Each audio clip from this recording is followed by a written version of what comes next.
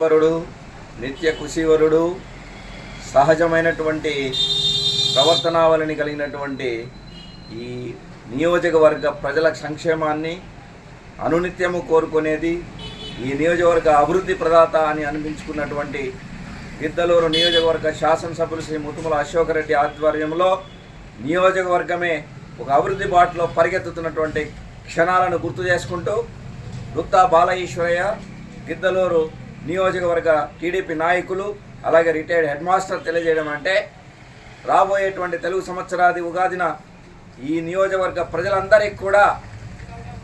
నూతన ఉగాది శుభాకాంక్షలు తెలియజేస్తూ అదేవిధంగా ప్రజలందరికీ కూడా ఆరోగ్య సౌభాగ్యాలు ప్రసాదించాలని ఆ భగవంతుని ప్రార్థిస్తూ మరొకసారి రాబోయేటువంటి శ్రీరామనవమి సందర్భంగా